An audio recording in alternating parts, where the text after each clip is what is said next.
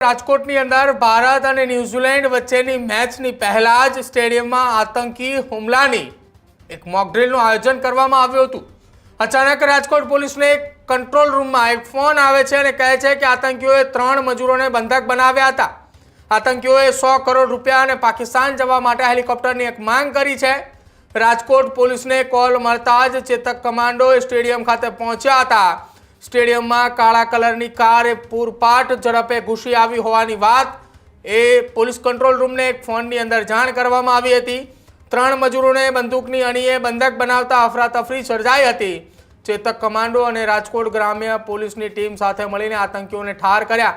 સમગ્ર ઓપરેશન પૂર્ણ થતાની સાથે જ આસપાસના વિસ્તારની અંદર પહેલા તો એ ઓપરેશન ચાલી રહ્યું હતું। એ દરમિયાન ચકચાર મચી હતી કે રાજકોટના નજીક આવેલા ખંડેરી ગામ નજીક આવેલા નિરંજન શાહ સ્ટેડિયમની અંદર શું ઘટના બની છે કે અચાનક પોલીસનો કાફલો ત્યાં દોડી રહ્યો છે।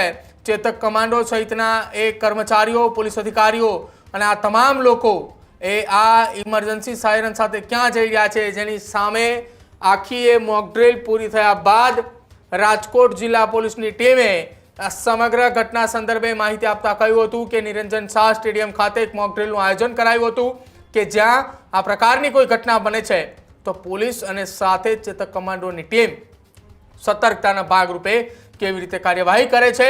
આજરોજ નિરંજન શાહ સ્ટેડિયમ ખાતે ખંડેરી ખાતે ચેતક કમાન્ડોના ગોહિલ સાહેબ, ચેતક કમાન્ડોના બધા અધિકારી તથા માણસો તેમજ અમારા એસઓજીના પીએસઆઈ માણસો, એલસીબી, ક્યુઆરટી ટીમ આજરોજ ચેતક કમાન્ડો દ્વારા માનનીય ડીજી સાહેબ ગુજરાત ગાંધીનગરના તેમજ અમારા આઈજીપી શ્રી અશોકકુમાર યાદવ સાહેબ તેમજ અમારા એસપી સાહેબ શ્રી વિજયસિંહ ગુર્જર સાહેબની સૂચના અન્વયે આજરોજ જે આવનારા પડકાર છે એના અનુસંધાને આજરોજ ખંડેરી સ્ટેડિયમ, નિરંજન શાહ સ્ટેડિયમ રાજકોટ જે પડદરી પાસે આવેલું છે ત્યાં એક મોક ડ્રીલનું આયોજન કરવામાં આવેલું હતું।